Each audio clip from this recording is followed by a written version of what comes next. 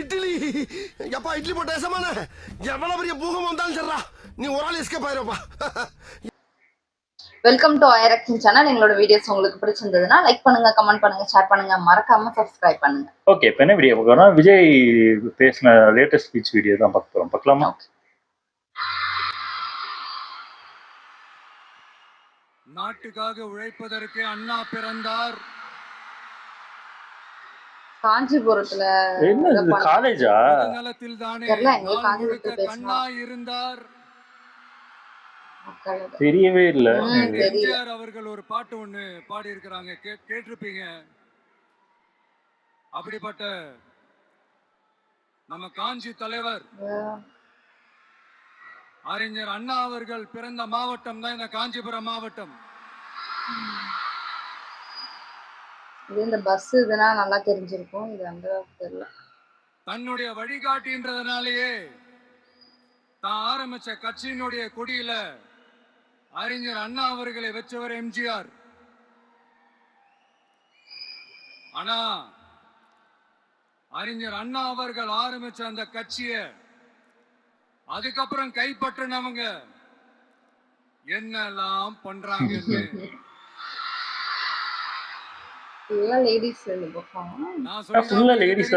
College மாதிரி தான் இருக்கு. மக்களே காலேஜ் பொண்ணுங்க மாதிரி தான் இருக்காங்க. இந்த பேரு தனிப்பட்ட முறையில நடுவுல அப்படிதான் இருக்காங்க. எந்த பிரச்சனையும் கிடையாதுங்க. எந்த வாய்க்கா வரப்பு தகராறுலாம் எதுவுமே கிடையாதுங்க. அப்படியே இருந்தாலும் அது நம்ம கண்டுக்கவே போறது இல்லைங்க. தனிப்பட்ட முறையில அவங்களுக்கு வேணா நம்ம மேல வன்மத்தோட இருக்கலாங்க. ஆனா நாமெல்லாம் அப்படி கிடையவே கிடையாதுங்க. ஆனா உங்களை என்ன நம்ம எல்லாரையும் பொய் சொல்லி நம்ப வச்சு ஓட்டு போட வச்சு ஏமாத்தினாங்கல்ல,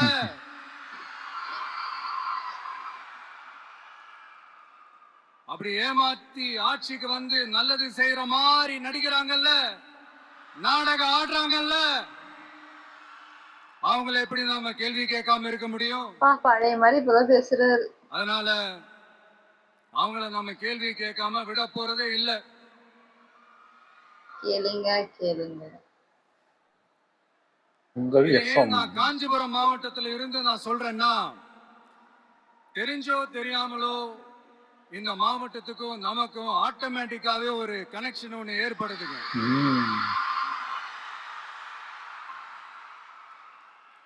ஏன்னா நம்மளுடைய முதல் கள பயணத்தை தொடங்கினதே பரந்தூர்ல இருந்துதான்.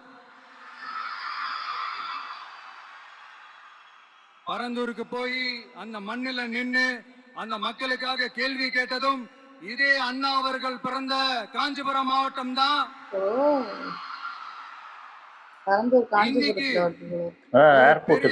வேதனைக்கு அப்புறம் சந்திப்பு நிகழ்ச்சிக்கு வந்திருக்கிறதும் அதே அண்ணா அவர்கள் பிறந்த காஞ்சிபுரம் மாவட்டம் தான்.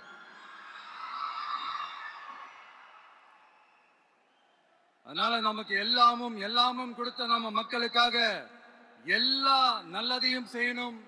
அதுவும் சட்டபூர்வமாக செய்யணும், அங்கீகாரத்தோட செய்யணும், அதிகாரப்பூர்வமாக செய்யணும், ஒட்டுமொத்த தமிழ்நாட்டு மக்களுக்கும் செய்யணும், ஒரே மாதிரி செய்யணும், ஒரே எண்ணத்தோட செய்யணும். நல்லா இருக்கு பேசுறது. அந்த ஒரே லட்சியத்தோட தான் நாம் அரசியலுக்கே வந்திருக்கிறோம். அதனாலதான் மக்களிடம் செல் அப்படின்னு சொன்ன அண்ணாவை கையில் எடுத்தோம். அவங்க சொன்ன மாதிரி மக்களை நோக்கி போறோம். ஆனா மக்களிடம் செல்னு சொன்ன அண்ணாவை மறந்தது யாரு? கொள்கையா? அதனப்பா கிலோ என்ன விலை என்னன்னு கேட்கிற அளவுக்கு அப்படி ஒரு கட்சியை ஒண்ணு நடத்திக்கிட்டு அந்த கட்சியினுடைய தலைவர் தமிழ்நாட்டு முதல்வர் சொல்றாரு, நமக்கு கொள்கை இல்லையா? எப்படி நமக்கு கொள்கை இல்லையா? பிறப்புக்கும் எல்லா உயிருக்கும்னு ஒரு அடிப்படை கோட்பாட்டை நம்ம கட்சியினுடைய ஒரு முக்கிய கோட்பாட்டை அறிவிச்ச நமக்கு கொள்கை இல்லையா? எல்லாருக்கும் எல்லாமும் கிடைக்கணும், சமூக நீதி கிடைக்கணும். அந்த சமூக நீதி உண்மையான சமூக நீதியா இருக்கணும்.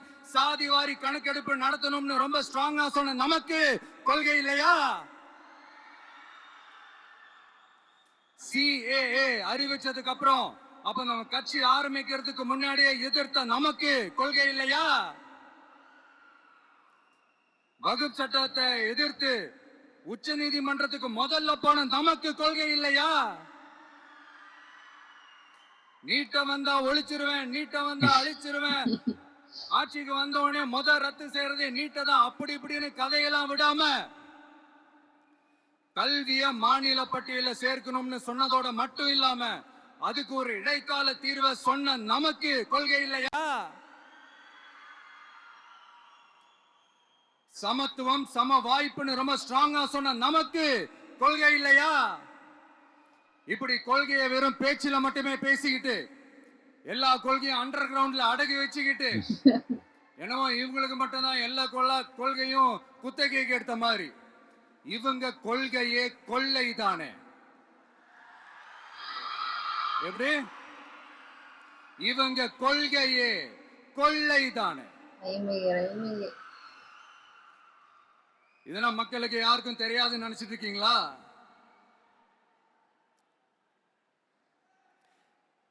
எங்க கட்சி ஒன்றும் சங்கரமணம் இல்லைன்னு சொன்னது யாரு? யார் சொன்னாங்க? ஏன் சொன்னாங்க? எதுக்கு சொன்னாங்க? இப்போ உங்க கட்சியில என்ன நடந்துகிட்டு இருக்குது அதையும் கொஞ்சம் யோசிச்சு பாருங்க, இதையும் கொஞ்சம் யோசிச்சு பாருங்க. அதனால பாப்பா பவள விழா பாப்பா பாப்பாவா நீ பாசாங்கு காட்டாத பாப்பா. யாரு? அந்த பாப்பா உதயநிதியா? போல் நடிப்பதை பார்த்து நாடே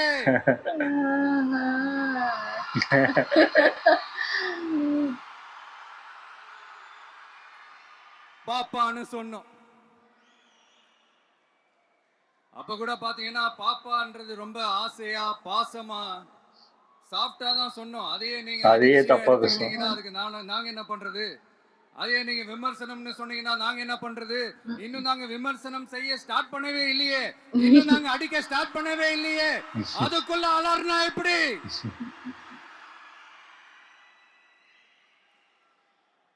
அதனால உங்க அரசவை புலவர்கள் யாராவது இருந்தாங்கன்னா இது மாதிரி தானே அரசர் ஆட்சி மாதிரி தானே இருக்கு. அதுக்குதான் புலவர்கள் மக்கள் அடிக்கிறாங்க. அது அவங்க பிரச்சனை, அவங்க பாத்துக்கிட்டோம். நமக்கு எப்பவுமே மக்கள் தாங்க. மக்களுடைய பிரச்சனை பத்தி பேசுறது தான். இன்னைக்கு நம்ம காஞ்சிபுரம் மாவட்டத்துக்கு வந்திருக்கிறோம். இங்க மக்கள் ஃபேஸ் பண்ற அந்த பிரச்சனையை பத்தி நம்ம பேசி ஆகணும். ஓஹோ, இந்த மாதிரி பண்ண போறாங்களா? இன்னமும் ஒவ்வொரு காஞ்சி மண்ணை வாழ வைக்கிற ஜீவ நதி பாலாறு, உயிர் நதி பாலாறு. இந்த மக்களோட உயிரோடவும் ரத்தத்தோடும் கலந்து ஓடுவது பாலாறு. அந்த பாலாறை இன்னைக்கு பெரியார் பெயரையும் அண்ணா பெயரையும் சும்மா பேருக்கு வச்சுக்கிட்டு ஆட்சி நடத்துறவங்க என்ன பண்றாங்க தெரியும்ல? சுரண்டிட்டாங்க, கொள்ளையடிச்சிட்டாங்க, நாசம் பண்ணிட்டாங்க, மோசம் பண்ணிட்டாங்கன்னு இன்னும் என்ன வேணாலும் சொல்லலாம். ஆக மொத்தம் அழிச்சிட்டாங்க. இதை நான் ஏதோ போற போக்குல ஏதோ அடிச்சு விடலங்க, ஆதாரத்தோட தான் சொல்றேன். அனுமதிக்கப்பட்ட அந்த லெவலை தாண்டி 22,70,70,000 யூனிட் மணலை கொள்ளையடிச்சிருக்கிறாங்க. அப்ப பள்ளமாயிடும் எல்லாம். அவங்க அடிச்ச கொள்ளை எவ்வளவு தெரியுமா? ரொம்பலாம் இல்ல, கம்மி தான். 4,730 கோடி. கம்மி தானா? கம்மி தான் இல்ல, இதோட அதிகமா அடிச்சிருப்பாங்க. இதுக்கெல்லாம் அவங்க ஆதாரம் எல்லாம் கேட்க முடியாது. ஏன்னா இந்த ஆதாரம் எல்லாம் ஆல்ரெடி கோர்ட்ல இருக்குது, அமலாக்கத்துறை டிபார்ட்மெண்ட்ல இருக்குது. அந்த டிபார்ட்மெண்ட்ல வேலை செஞ்ச சில நல்லவர்கள் கொள்ளையெல்லாம் தாங்க முடியாம வெளியில சொன்ன அந்த ஆதாரங்கள் இதெல்லாம் சம்பந்தப்பட்டவங்களுக்கு இன்னும் நல்லாவே தெரியும். அதனால இது சம்பந்தமா ஆதாரங்களை கொடுலாம் அவங்க கேட்க முடியாது. ஆமா, கேட்பாங்கல்ல, ஆதாரம் இருக்காங்க. மணலை கொள்ளையடிச்சா நீர்நிலைகள் அழியும், ஏரி குளம் கண்மா எல்லாம் அழியும். இதெல்லாம் அழிஞ்சா விவசாயம் அழியும். விவசாயம் அழிஞ்சு போனா விவசாயிகள் அழிஞ்சிருவாங்க. ஆக மொத்தம் நாம எல்லாரும் மொத்தமா அழிஞ்சு போக வேண்டியதுதான். இப்படி மேல இருந்து கீழே வரைக்கும் ஒரு கட்சியை சிண்டிகேட் போட்டு கொள்ளையடிக்கிறத கேள்விப்பட்டிருக்கிறீங்களா மக்களே? இதே காஞ்சிபுரத்தோட உலக பெருமை நம்ம பட்டும் கைத்தறி துணியும் அதை தயாரிச்சு கொடுக்கிற கைத்தறி நெசவாளர்களும் தான். காஞ்சிபுரம் பட்டுன்னு சொன்னா உலகத்துக்கே தெரியும். ஆனா அதை தயாரிச்சு கொடுக்கிற நெசவாளர்கள் நிலை என்ன தெரியுமா? வறுமை, துன்பம், கந்துவட்டி கொடுமை. பட்டு கைத்தறிக்கு கூட்டுறவு சங்கங்கள் இருக்கு, பருத்தி கைத்தறிக்கும் கூட்டுறவு சங்கங்கள் இருக்கு. சுமார் 40,000 பேர் அதில் உறுப்பினர்களா இருக்கிறாங்க. அது போக சாய தொழில், தறிப்பட்டறை தொழில் இதை நம்பி 40,000 குடும்பங்கள் இருக்கு. ஆனா அவங்களோட ஒரு நாள் கூலி எவ்வளவு தெரியுமா? வெறும் 500 ரூபா தான். அதை கொஞ்சம் அதிகப்படுத்தி கொடுங்கன்னு போராடி போராடி பார்த்து ஒண்ணும் நடக்கல. இதோட அவங்க கஷ்டம் முடிஞ்சுதா? வடகிழக்கு பருவமழை அந்த 500 ரூபா கூலிக்கு வேட்டு வச்சிடுச்சு.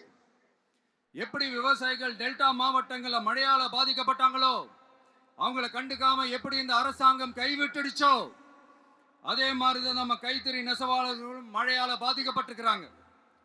அடுத்து இந்த காஞ்சிபுரம் மாவட்டத்தோட பஸ் ஸ்டாண்ட் 60 வருஷத்துக்கு முன்னாடி கட்டினதான். ஆட்சிக்கு வந்தப்போ கட்டியிருப்பாங்க போல. அது இன்னும் புதுப்பிக்க கூட முடியாம கேட்டா என்ன சொல்லுவாங்க? அந்த லேண்ட் வந்து கேஸ்ல இருக்குது. இல்ல நான் கேக்குறேன், ஒரு கவர்மெண்ட்னால வேற ஒரு நல்ல இடத்தை தேர்வு செஞ்சு ஒரு பஸ் ஸ்டாண்ட் கட்டி தர முடியாதா?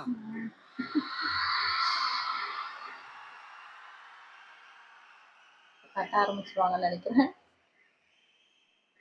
என்ன தெரியுமாங்க, அவங்களுக்கு மக்களை பத்தி யோசிக்கிறதுக்கே நேரம் இல்லை. அதுதான் பிரச்சனை. அடுத்து பாலாஜாபாத் பக்கத்துல அவலூர் ஏரி இருக்கு.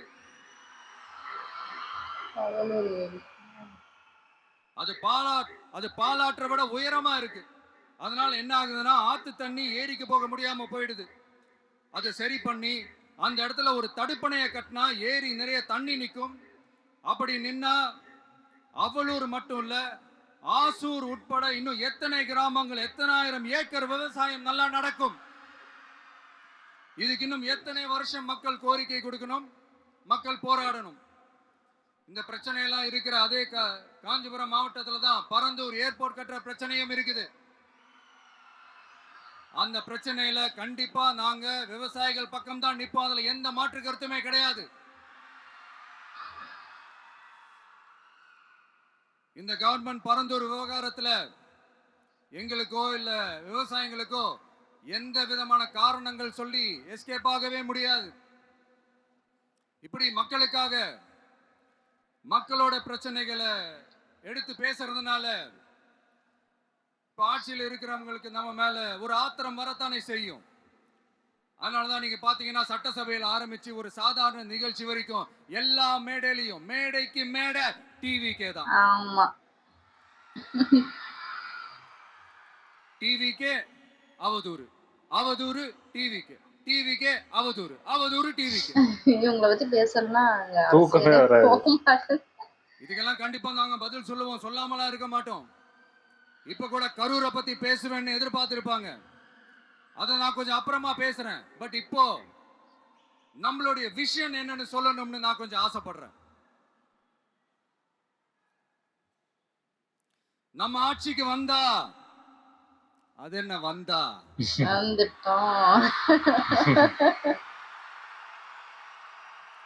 வருவோம். மக்கள் கண்டிப்பா நம்மள வர வைப்பாங்க. மக்களுக்கான ஆட்சியை மக்களை விரும்பி வர வைக்கத்தானே செய்வாங்க.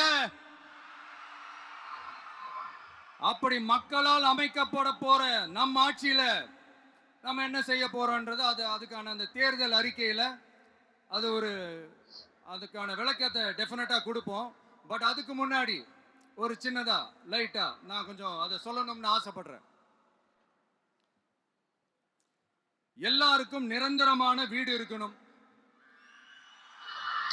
முன்னாடியே சொன்னது பேசிக் ஒவ்வொரு விஷயம். வீட்டுக்கும் ஒரு மோட்டார் சைக்கிள் வாகனம் உறுதியா இருக்கணும். சூப்பர். காரும் தான் லட்சியம். அதுக்கான வசதி வாய்ப்பை உருவாக்குற அளவுக்கு பொருளாதார வளர்ச்சிக்கு வழியை உண்டாக்கணும். ஒவ்வொரு வீட்டுல இருக்கிற ஒவ்வொருத்தரும் மினிமம் டிகிரி படிச்சிருக்கணும். சூப்பர். ஒவ்வொரு வீட்லயும் குறைந்தபட்சம் ஒருத்தருக்கு நிரந்தர வருமானம் கிடைக்கணும். அதுக்கான வேலை வாய்ப்பை உருவாக்கணும். அதுக்கு தகுந்த மாதிரி கல்வியில பாடத்திட்டத்துல சீர்திருத்தம் செய்யணும்.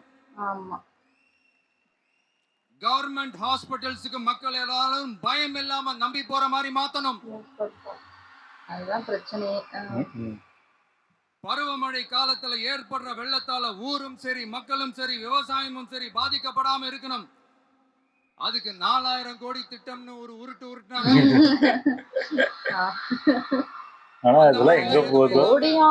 உண்மையான ஒரு பாதுகாப்பு திட்டத்தை உருவாக்கணும்.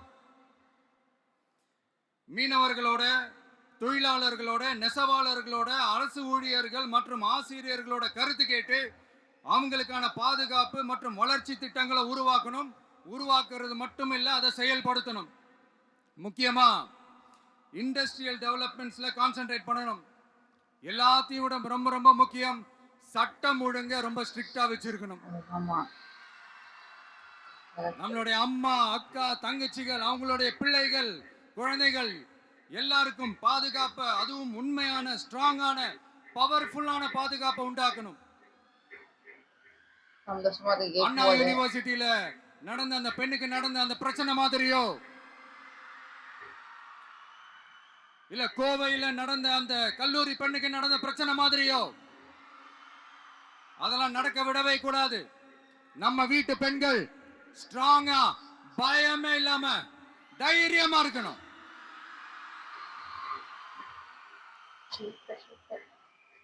இதை எப்படி செயல்படுத்த போறோன்றது முன்னாடி சொன்ன மாதிரி நம்மளுடைய தேர்தல் அறிக்கையில அதுக்கான விளக்கத்தை ரொம்ப டீட்டெயிலா கொடுப்போம்.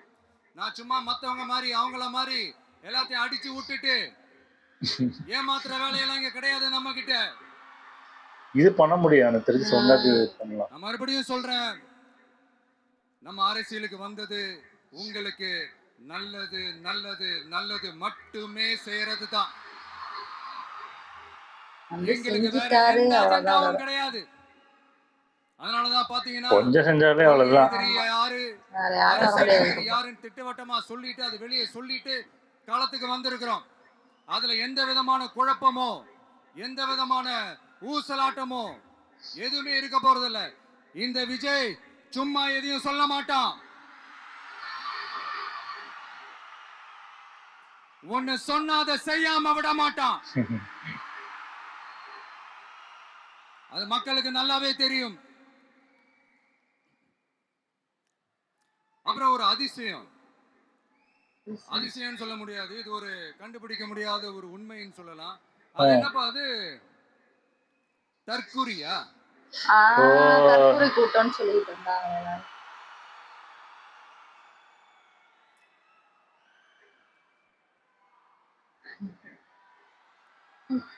கேட்கறதுக்குலாம் பதில் சொல்லிட்டே இருந்தாதான் வரைக்கும் போல இருக்கு. நம்ம டிவிகேக்கு சப்போர்ட் பண்ற கோடிக்கணக்கான லட்சக்கணக்கான மக்கள், நம்மளுடைய நண்பா நண்பிகள், நம்மளுடைய ஜென்சி கிட்ஸ் எல்லாரையும் தற்குறிகள்னு சொல்லி வாங்கி கட்டிக்கிட்டு இப்போ அவங்களாம் தற்கூரி எல்லாம் கிடையாது, அப்படியெல்லாம் அவங்கள கூப்பிடாதீங்க. அவங்க சங்கிகள்லாம் கிடையாது, அப்படியெல்லாம் அவங்கள கூப்பிடாதீங்கன்னு சொல்லி ஒரு குரல். யாருடா அந்த குரல் அப்படின்னு பார்த்தா, இப்ப ரீசெண்டா அறிவு திருவிழான்னு ஒண்ணு நடத்தினாங்கல்ல, சாரி அவதூறு திருவிழா. ஓஹோ, அதுல அவங்க தலைமையே குழப்புற மாதிரி, அறிவு கண்ணை திறந்து வைக்கிற மாதிரி ஒருத்தர் பேசியிருக்கிறார். அவரு யாருன்னா அது அவங்களோட எம்எல்ஏவே. அந்த எம்எல்ஏ யாருன்னா நம்மளுடைய கொள்கை தலைவர்கள்ல ஒருத்தரான மக்கள் சேவகர் அஞ்சலை அம்மாளோட சொந்தக்காரர். என்னடா இது இப்படி ஆயி போச்சு? டிவிகேக்கு சப்போர்ட் பண்ற மாதிரி நம்ம கட்சியில இருந்தே ஒரு குரல் வருதுன்னு சொல்லி தலைமையில ஃபுல்லா கன்ஃபியூஷன். அந்த கன்ஃபியூஷன் இதோட நிக்காது. அந்த ஆதரவு குரல் ஒரு வீடு விடாம, ஒரு இடம் விடாம, எல்லா இடத்துலயும், எல்லா வீட்லயும் இன்னும் பலமா எதிரொலிக்குதான் இல்லையான்னு பாருங்க. சும்மா பிளாஸ்ட் தான்.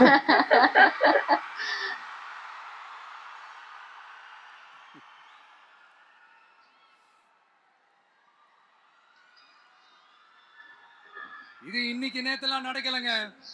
1972லயே நடந்து முடிஞ்சிருச்சு. எப்போ எம்ஜிஆர் அவர்கள் கட்சி ஆரம்பிச்சாங்களோ அப்பவே அது ஒரு கூத்தாடி கட்சி. எப்போ எம்ஜிஆர் அவர்களுக்கு பின்னாடி அத்தனை மக்கள் திரண்டு நின்னாங்களோ அப்பவே அது ஒரு கூத்தாடி கும்பல். நடிகர் கட்சின்னு சொன்ன ஒருத்தர் அதுக்கப்புறம் எம்ஜிஆர் கூடயே போய் சேர்ந்துட்டாரு.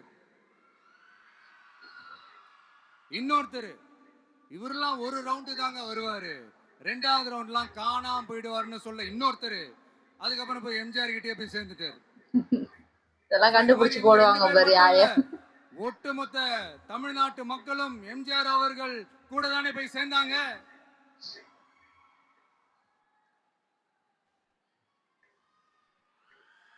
இப்பதான் மூஞ்சி சிரிச்சு நல்லா இருக்கு. அதனால இது வரலாறு. இந்த வரலாறு நம்மளை விட அவங்களுக்கு இன்னும் நல்லாவே தெரியும். அதனாலதான் பாத்தீங்கன்னா 53 வருஷமா அதே கதறல்கள். கூத்தாடி கூட்டம், நடிகர் கட்சி, நடிகர் கூட்டம். இப்படி மர்மயோகின்ற ஒரு படத்துல அவருடைய கேரக்டர் பேர் கரிகாலன். அதுல ஒரு சூப்பர் டயலாக் ஒண்ணு சொல்லியிருப்பாரு.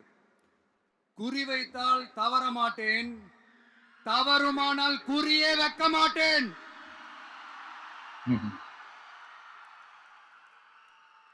இதெல்லாம் யாருக்கு சொல்றோம், எதுக்கு சொல்றோம்னு புரிய வேண்டியவங்களுக்கு புரிஞ்சா நல்லா இருக்கும். ஏண்டா இந்த விஜய தொட்டோம்?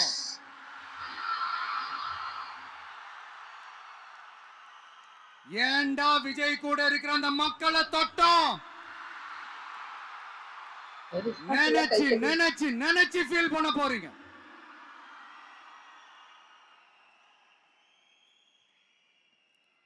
அப்புறம் நமக்கு இந்த அரசியல் புரிதல்லாம் இல்ல, அது இல்ல, இது இல்ல.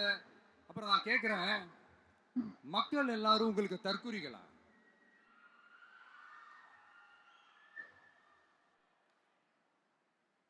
அதே மக்களோட ஓட்டு வாங்க போற அப்ப இவ்வளவு நாள் அதே மக்கள் கிட்ட இருந்தானே நீங்க ஓட்டு வாங்கிட்டு இருந்தீங்க. அப்ப நீங்க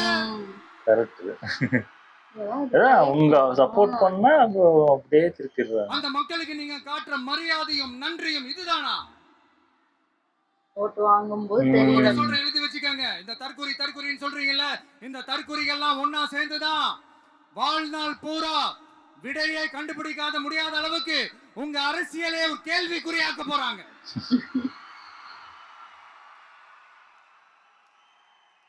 இவங்கெல்லாம் யாரும் இங்க தற்குறிகள்லாம் கிடையாது. இவங்க எல்லாரும் தமிழ்நாட்டு அரசியலோட ஆச்சரியக்குறி. இவங்க எல்லாரும் தமிழ்நாட்டு அரசியலோட அந்த மாற்றத்திற்கான அறிகுறி. சும்மா லாஜிக்கே இல்லாம தற்குறி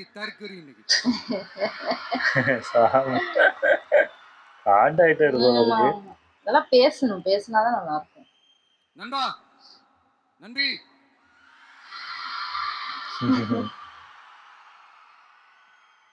அங்க உட்கார வச்சிருக்காங்க. ஒரு விஷயம் நான் சொல்லுவேன்ல, இப்ப நீங்க சொல்லுங்க.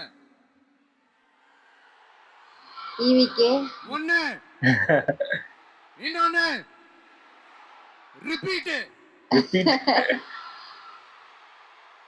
ஒண்ணு இன்னொன்னு. இந்த போட்டி எப்படி இருக்க போகுதுன்னா, மக்களோட மக்களா நிக்கிற நமக்காக மக்களே டிசைட் பண்ணி போறாங்க. My dear sir, my dear uncle, அதுல இருந்தா ஆல்ரெடி டிசைட் பண்ணியாச்சு. அது வந்து கான்ஃபிடென்ட்டா இருக்க மக்களே, நல்லதே நடக்கும். வெற்றி நிச்சயம். மீண்டும் சந்திக்கும் வரை நன்றி, வணக்கம். வெளியில போக பர்மிஷன் கிடைச்சவொன்னு கூடிய சீக்கிரம் வெளியில வருவோம். அதனாலதான் இப்படி ஒரு ஏற்பாடு. எல்லாரும் இருந்து சாப்பிட்டு போகணும். அவ்வளவுதான் போல இருக்கு. சூப்பர், நல்லா இருந்துச்சு. ஆனா பயங்கரமா பேசினாரு. எனக்கு தெரிஞ்சு அந்த கரூர் பிரச்சனைல வந்து அதுக்கப்புறம் பேசினாரு. ஆனா பேசினாலும் என்ன சொல்றது, அது மத்த எதுவுமே அதை பத்தி ஒரு கஷ்டத்துல இருந்தா நம்ம பேச மாட்டோம்ல, அந்த இதுலயே இருந்த மாதிரி இருந்துச்சு. இப்பதான் அந்த மூஞ்சே ஒரு மாதிரி ஒரு பிரைட்டா இருக்கிற மாதிரி நல்லா இருக்கு. அவர் பேசவும் நல்லா இருக்கு கேட்கறதுக்கு. தற்கொலை கூட்டும்போது அவருக்காக தான் எல்லாருமே சப்போர்ட் பண்றாங்க. இவர் குரல் கொடுத்து இல்ல, அது விஜய் சொன்னது எனக்கு தெரிஞ்சு கரெக்ட் தான். அதாவது இந்த தற்கொலைன்னு சொல்றாங்களே, இவங்க தான் இதுக்கு முன்னாடி மத்த கட்சி திமுக இருக்கட்டும் அதிமுக இருக்கட்டும் ஏதோ ஒரு கட்சிக்கு போட்டிருக்காங்க. இப்போ கண்டிப்பா திமுகவுக்கும் போட்டிருப்பாங்க. அப்போ உங்களுக்கு ஓட்டு போட்டவங்களே நீங்க தற்கொலைன்னு சொல்றீங்க. அப்போ உடனே மாலை மாத்தினோடனே இவங்களாம் அவங்களுக்கு தேவையில்லாதவங்க, ஓட்டு மட்டும் தேவை அப்படின்னு மாதிரி தானே சொல்ல வராங்க. இப்போ ஓட்டு கேட்கறதுக்கு எப்படியும் ஒரு இடத்துல போய் கேட்கதான் போறாங்க. அப்போ மட்டும் அவங்களுக்கு தேவை நீங்க ஓட்டு போட்டுருங்க இது பண்றாங்கன்னு கேட்கதான் போறாங்க. தற்கொலைகளா ஓட்டு போடுங்க கேட்டா தெரியும். ஆமா ஆமா. அதே மாதிரி அந்த இதுவும் எனக்கு தெரிஞ்சு புலவர்கள்னு சொன்னது வந்து அதான் அரசர் நடத்துற இது மாதிரிதான். ஏன்னா நான் ஒரு போஸ்ட்ல பார்த்தேன், இளவரசர்னு போட்டிருந்துச்சு உதயநிதி போட்டோ போட்டு. அதான் சொல்றேன்ல, அப்படித்தான் நடக்குது. அவங்களே போஸ்டர் அடிக்கிறாங்க. அப்பவே தெரிஞ்சுக்கணுமா அது எந்த மாதிரி போகுதுன்னு. இளவரசன் போட்டாங்க, அப்புறம் அடுத்தது யாரு வருவான்னு அந்த பாப்பா யாருன்னு கொஞ்சம் பாப்பா உதயநிதி தான் எனக்கு தெரிஞ்சு. உதயநிதி தான் மக்கள் அடிச்ச மாதிரி இருந்துச்சு. அதுக்கப்புறம் இன்னொன்னு ஏதோ ஒரு திமுக ஏதோ ஒரு கூட்டத்துல யாரோ ஒருத்தங்க சப்போர்ட் பண்ணி பேசுனாங்கன்னு அது பாக்கல. உண்மையிலே அது என்னன்னு தெரியல. மேபி அது என்னன்னு தெரிஞ்சா கமெண்ட் பண்ணுங்க, இல்லைன்னா நாங்க தேடி பார்த்தா. ஆமா ஆமா, இன்ஸ்டால அனுப்பி விடுங்க, வேணா நான் பார்த்து. சூப்பரா இருந்துச்சு. அவர் சொல்றது ஒண்ணுன்னு கேட்டது, எல்லாருக்கும் வேலை, எல்லாருக்கும் வீடு, அதுவும் இந்த கார்லாம் வந்து வாங்கிக்கிற மாதிரி அவங்களே வந்து நிதி டெவலப் பண்ணி நம்மளே வாங்கிக்கலாம். அந்த அளவுக்கு வேலை வாய்ப்பு கொடுத்துட்டாலே. ஒரு வீட்டுக்கு ஒருத்தங்க வருமானம் வர வரைக்கும் உங்களுக்கு வேலைன்னா அப்ப பாத்துக்கோங்க. ஒரு வீட்டுல ஒருத்தங்களுக்கு வருமானம் வரன்னா எல்லாருக்குமே ஒரு நிலையான ஒரு இது வந்துடும். யாருமே இலையா இருக்க மாட்டாங்க, ஓரளவுக்கு டெவலப் ஆயிடுவாங்க. இலவசமா இந்த மாதிரி அவங்களே வாங்கிக்கிற அளவுக்கு அவங்களுக்கு. ஆமா, நல்லா இல்ல, இது வந்து நடைமுறைப்படுத்துற மாதிரி விஷயம் தான் சொல்றாங்க. இவங்க சொல்றாங்களே, நாங்க காவேரியை கூட்டு வந்துருவோம், நீட்டை முடிச்சு விடுவோம், டாஸ்மார்க்கை க்ளோஸ் பண்ணிடுவோம். இதெல்லாம் சாத்தியமே இல்லாதது. பட்டுன்னு ஒரு விஷயத்த டக்குன்னு க்ளோஸ் பண்ண முடியாது. அதுக்குன்னு நிறைய ப்ரொசீஜர் இருக்கு, நம்மளுக்கு தெரியல. அது நீட்டுங்கிறது அங்க போய் பேசணும், மேல போய் பேசி அவங்க ஓகே பண்ணாதான் அதை மொத்தமா க்ளோஸ் பண்ண முடியும். இவங்க எந்த முடிவும் எடுக்க முடியாது. அததான் சொல்ல வர தெரிஞ்சு நம்ம. ஆமா ஆமா, புரிஞ்சிருக்கோம். ஆமா ஆமா, பாக்கலாம். இது அடுத்த வீடியோ எப்போ வரப்போகுதுன்னு தெரியல, என்ன பேச போறான்னு தெரியல. நல்லா இருந்துச்சு. ஓகே, என் வீடியோஸ் உங்களுக்கு பிடிச்சிருந்தா லைக் பண்ணுங்க, ஷேர் பண்ணுங்க, கமெண்ட் பண்ணுங்க, மறக்காம சப்ஸ்கிரைப் பண்ணுங்க. எல்லாருக்கும்